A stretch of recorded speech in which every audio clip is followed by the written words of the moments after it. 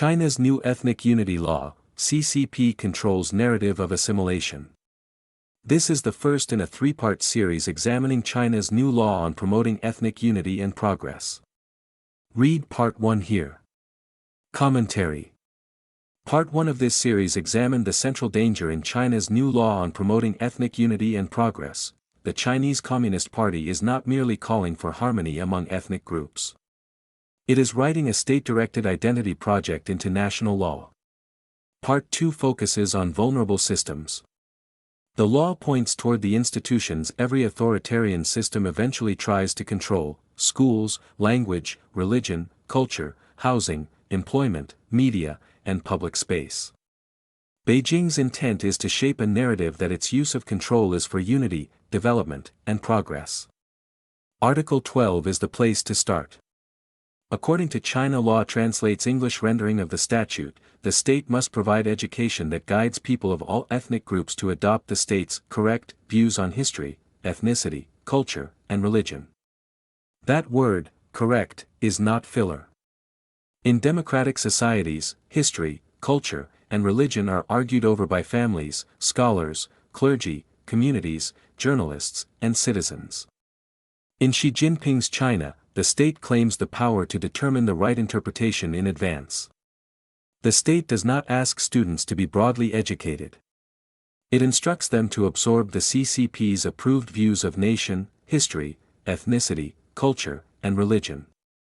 Once the state controls those categories, minority identity is pushed to the periphery. Language, clothing, and local culture can be promoted for tourism. But the meaning of that identity belongs to the party. That is why education sits at the center of the law. Article 16 directs schools to place, forging a strong sense of the community of the Chinese people, throughout the education process and to use nationally unified textbooks.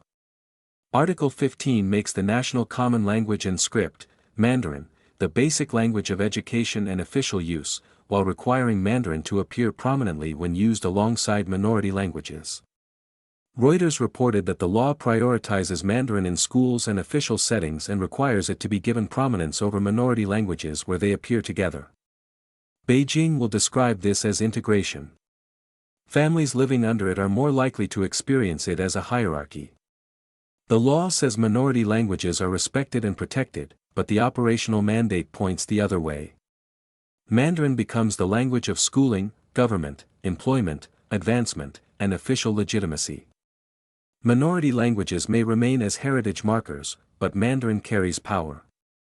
That is how assimilation often works in a modern bureaucracy.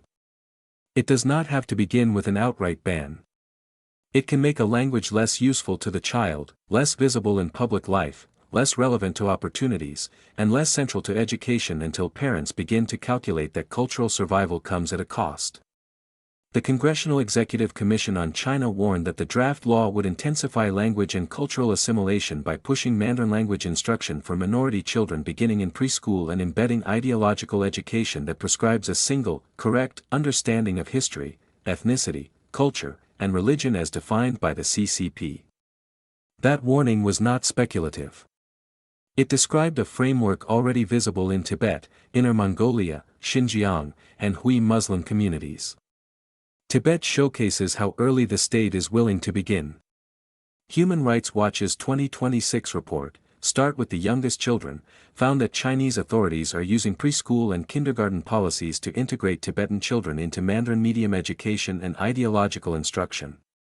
The report also describes a 2021 Ministry of Education directive requiring kindergartens in ethnic minority areas to use standard Mandarin for instruction and care. Assimilation, in this model, begins before a child can read and long before a child can understand what is being taken. The effect extends beyond vocabulary. The Guardian, reporting on the Human Rights Watch findings, described Tibetan parents and researchers saying that children return from preschool reluctant or unable to speak Tibetan, with some children identifying themselves as Chinese rather than Tibetan. The point is not simple language substitution. It is an emotional and cultural relocation. A child who struggles to speak with grandparents cannot fully inherit memories. A child taught that Mandarin is the language of advancement and Tibetan is a language of the home learns hierarchy before politics and can begin to look down on parents who are not fluent in Mandarin. Congressional reporting reinforces that concern.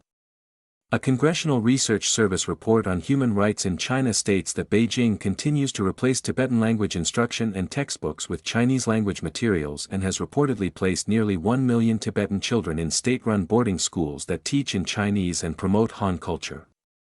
This is not ordinary bilingual education. It's indoctrination of one culture and the excision of another. It is a system that weakens the institutions that carry a people forward. Religion receives similar treatment. Article 46 of the new law requires religious groups, religious schools, and religious venues to adhere to the sinicization of religion. The phrase can sound cultural, almost harmless. It is not. In practice, sinicization means religious life must conform to CCP-defined national identity, socialist society, and state security. Independent religious authority becomes suspicious because it offers meaning beyond the party. We Muslims have already felt that pressure. The SEC's 2025 annual report described repression of Islamic expression through sinicization campaigns, mosque pressure, imam detentions, and state control over religious interpretation. The report also describes the December 2024 detention of Hui Imam Ma Yue in Yunnan, followed by public protests and a security response involving police, military personnel, checkpoints, communication jammers, and questioning of Hui Muslims. Under the new law, this type of religious coercion can be recast as the CCP's ethnic unity work. Xinjiang remains the clearest warning of how far the logic can go. CRS reporting describes severe restrictions on Uyghur religious and cultural life, mass detention, political indoctrination, forced labor, and coercive transfers. Beijing insists these policies protect stability and combat extremism. The ethnic unity law gives that same framework a broader national vocabulary. Independent culture becomes a risk, religious autonomy becomes a vulnerability, criticism becomes division, and assimilation becomes progress. The public square is part of the machinery, too. Article 14 instructs local governments to highlight shared Chinese cultural symbols in public facilities, architecture, scenic displays, place names, and public activities. This may sound cosmetic. It is not.